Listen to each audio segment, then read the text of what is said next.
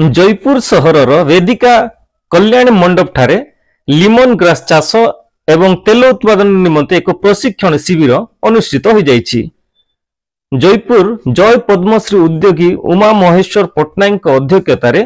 आयोजित कार्यक्रम रे मुख्य अतिथि रूपे संबलपुर उद्यान कृषि सहायक निर्वाही जंत्री देवी प्रसाद ताउड़िया जोग देइथिले। सम्मानीय अतिथि रूपे जयपुर 8 नंबर काउंसिलर ए श्रीनिवास राव उपस्थित थिले। मुख्य वक्ता भाव में ओडिशा ग्रामीण विकास और बजार संस्था कोरापुट जिला मुख्य उप कार्यनिर्वाही अधिकारी रोशन कार्तिक जोगदे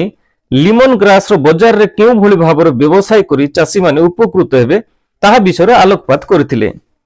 जय पद्मश्री उद्योगी उमा महेश्वर लिमन ग्रास चाष पद्धतिर प्रक्रिया विषय संबलपुर जिल्लारो आसीथिबा 15 जण मिशन शक्ति महिला एवं 4 जण चाषी को निज अभिज्ञता विषय आलोचना करथिले। तत्सहित लिमन ग्रास चाष करी आंध्र प्रदेश चाषी माने किभली भाव लाभवान होइचंती एवं अन्य राज्यर लोक मानको तेल रप्तानी करूछंती, ठीक से भली आम ओडिसा रे मध्य चाषी माने केते लाभवान होई परिबे ए विषय विस्तृत भाव बुझाइथिले एवं चाषी और महिला मानक राज्य प्रशिक्षण शिविर सहयोग करथिले। कार्यक्रम शेष में जय पद्मश्री उद्योगी सहयोगी रंजन सुनील कुमार समस्त को धन्यवाद अर्पण करथिले।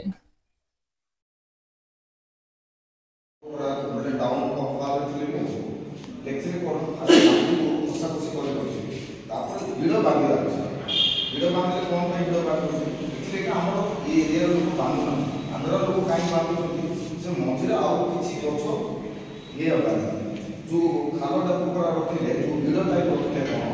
ए चाष करले अपन ताकू किंतु लेमन ग्रास चाष हम काई करे काई सार हम करे तो पानी में करो हम देखिए तो आए हम पहुंची गए तो लेमन घास का लेमन घास को ये जंगली जाते हो चाराटा एक जिपन जगह पहुंची किंतु आपको पानी कोठी जमा न हो से जगह गछ भलो कर এটা হলে গুণ কিন্তু जो अच्छी जो ठंडाटा अपने 25 डिग्री ऊपर रहा पड़ो आ हाईएस्ट टेम्परेचर बिलो रहा 50 डिग्री तल रहा ना आना बहुत लाभदायक आसला और आसते आप चाष आरंभ करेंगे प्रथम 4 मास जाग्रत ना पड़ो गोरु गाई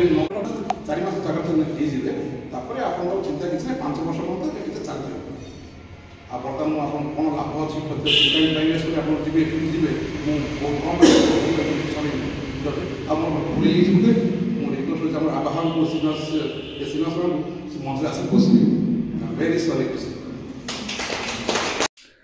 जयपुर आम ओडिशा लाइव रिपोर्ट।